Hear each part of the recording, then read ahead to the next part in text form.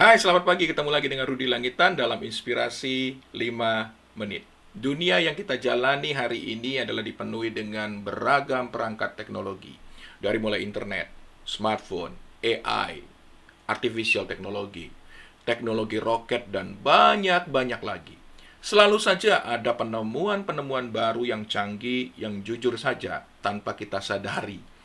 Kita semua sebenarnya telah dijajah oleh kata teknologi. Dan tidak bisa dipungkiri juga, semua itu dihasilkan dari sebuah proses pemikiran dan penelitian yang rumit di laboratorium. Tetapi persoalannya adalah ide awalnya. Apakah semua itu ujuk-ujuk datang dari sebuah proses pemikiran serius, rumit, dan kompleks? Ya enggak juga lah.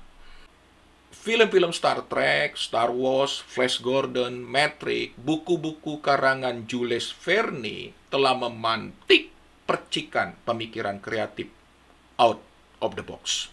Pengarang-pengarang buku dan pembuat film fiksi ilmiah telah mengeksploitasi cara berpikir dalam hal-hal yang akan terjadi di masa depan. Memang fiksi itu mengandung kemustahilan, tetapi itu sama sekali tidak boleh kita remehkan atau kita rendahkan. Karena di dalam fiksi ada cara atau tantangan berpikir. Ya, saya setuju. Fiksi itu nyaris mustahil. Tetapi tidak benar-benar mustahil. Demikian seorang peneliti Amerika Serikat, Michio Kaku, mengatakannya. Bahkan Kim Stanley Robinson, seorang peneliti, mengatakan fiksi ilmiah adalah sebuah representasi bagaimana orang-orang yang hidup di masa kini merasakan sesuatu di masa depan. Bingung nggak? Perusahaan teknologi seperti Microsoft, Google, Apple, Facebook, Tesla, SpaceX memanfaatkan para penulis fiksi dalam mengembangkan ide-ide out of the box mereka. Bahkan banyak perusahaan startup dimulai dari ide-ide nyeleneh anak-anak muda yang anti mainstream dan mau berpikir keluar dari kebiasaan kebanyakan orang berpikir. Tahu nggak sahabat, bahkan Badan Antariksa Amerika, NASA, telah melakukan sebuah kerjasama dengan para penulis fiksi ilmiah yang sebagian besar merupakan generasi milenial untuk melakukan kuliah khusus desain fiction untuk mengukur seberapa mungkin atau seberapa mungkin terrealisasi atau tidak suatu produk yang akan dihasilkan. Fiksi adalah cara menstimulasi imajinasi manusia akan atau tentang masa depan dalam pandangan out of the box.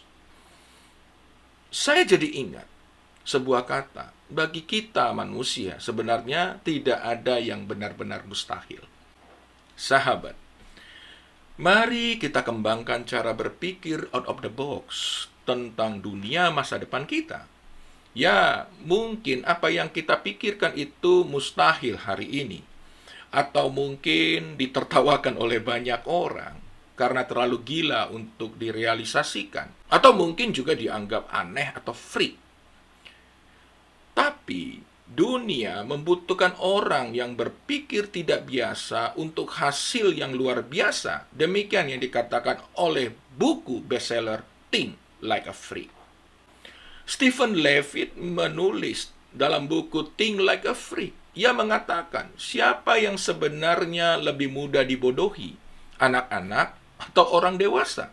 Jawabannya jelas tentunya anak-anak.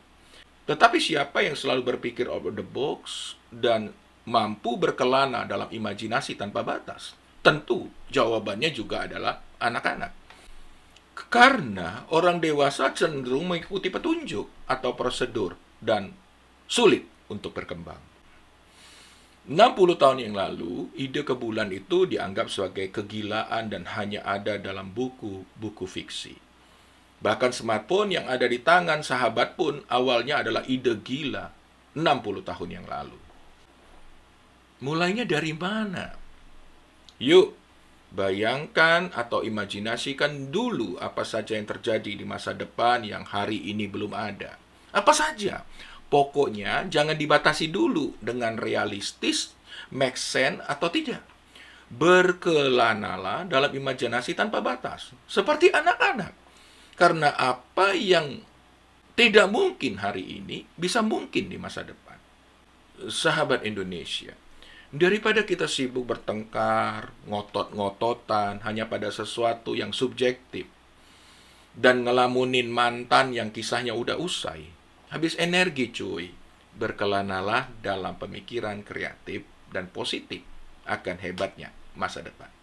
Mulailah renungkan, tuliskan yang mulai coret-coret, kemudian simpulkan dan bagikan di sosial mediamu.